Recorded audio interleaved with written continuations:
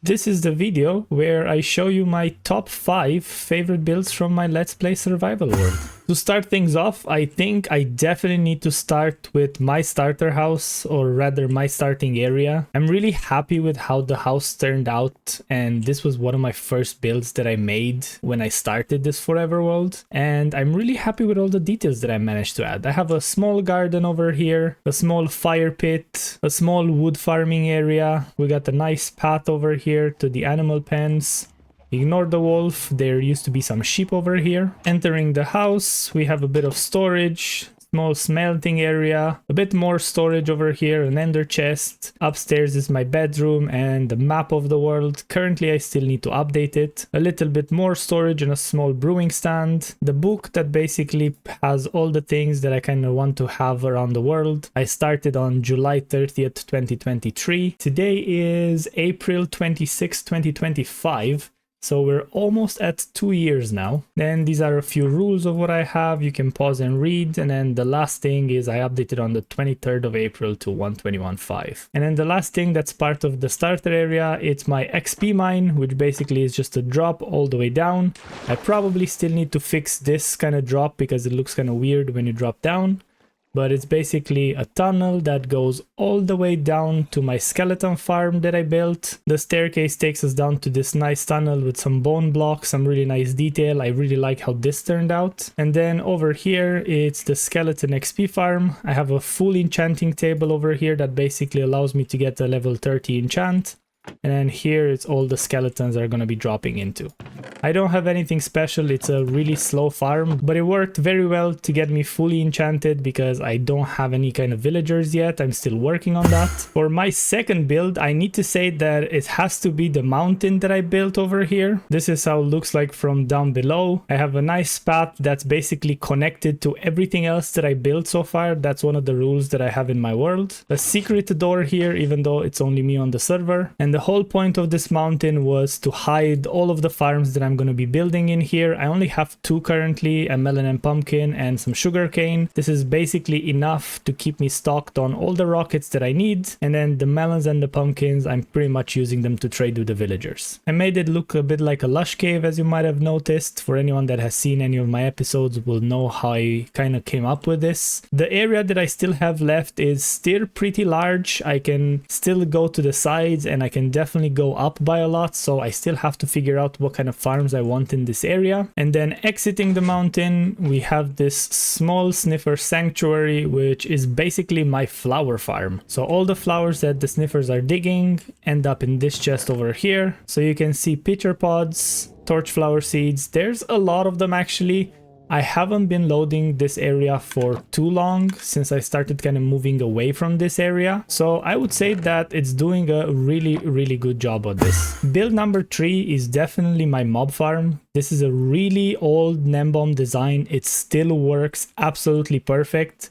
Obviously, there's not many mobs dropping now because I'm not at the correct AFK spot and I didn't bother lighting up all the caves. But the farm works like a charm. And I actually have a small storage system underneath, which is technically part of the build. So I'm gonna go down this water over here, all the way down, and the entrance takes us over in this small storage room, which basically filters everything that the farm produces. I have gunpowder over here, which is pretty much filled to the max at this point. I think I have about 2 rows. So I have a lot of chests for gunpowder, obviously, because I need my rockets. Then we have bones for bone meal, string, rotten flesh for trading, arrows, and then some miscellaneous items over here, which is basically redstone, glowstone, which are insignificant really because there's not so many of them.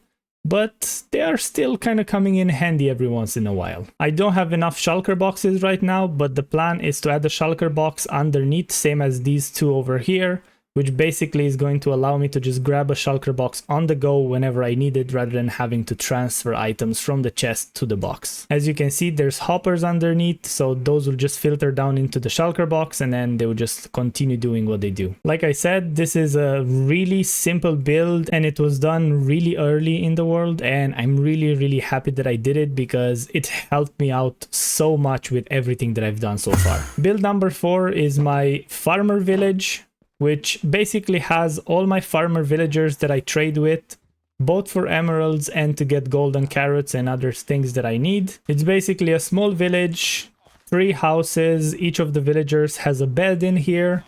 I have a small well in the middle of the village with the golems walking around because they constantly spawn.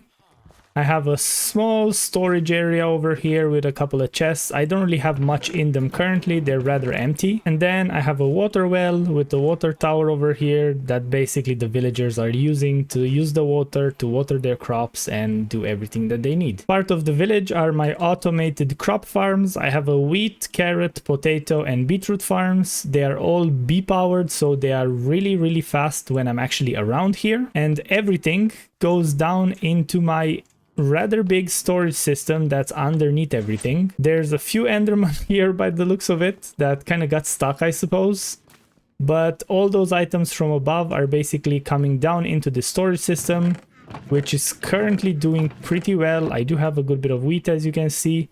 I have been using a lot to trade with the villagers and get more emeralds, and I am planning to actually fill in more of these spaces because right now it kind of stops, I believe, around here where the emeralds are, and all these from here are actually empty spots. So I do want to build a few more farms around the village that are basically going to use the exact same storage system. And last but not least is my suspension bridge. I've been working on this for a very long time to actually make it look the way I want it to, and I'm really happy how it turned out. I don't feel like it's 100% finished yet. I do need to add a couple more things around it and also link it to the path that we have right now. So as you can see, I only extended the path over here, but I do want to link it to the path and make it look like it belongs to the scenery and is not just placed in the middle of everything for no reason. So the bridge is rather large to basically span across this whole body of water that we have over here. There were a lot of materials that came into this, a lot of iron, a lot of quartz, but I'm happy that I did it and it actually turned out really well, and it's really practical to actually get across because, as I said before, one of the rules of my series is that everything that I build needs to be connected. So this was basically the connection between all the area that I've shown so far and my end portal, which is somewhere around that area. I obviously do need to still build the path over there, but that's going to be coming in the next few episodes. And as a bonus, because I can't really call it a 6th build because it's not a build in theory, it's going to be the path that I built from the starter house all the way to the farmer village, to the mason village, and to the bridge that I just shown you, and is going to get expanded all the way to the end portal and to any other builds that I'm going to be doing. So no matter how far the build is going to be, I'm gonna have to have a path to those builds to be able to walk there in case I need to. And these have been my top 5 survival builds that I build in my Let's Play Survival World. As always, thank you for tuning in. I do appreciate all your support. If you enjoyed this video, be sure to leave a like and share your thoughts below. And if you're new here, consider subscribing. Until next time, happy crafting!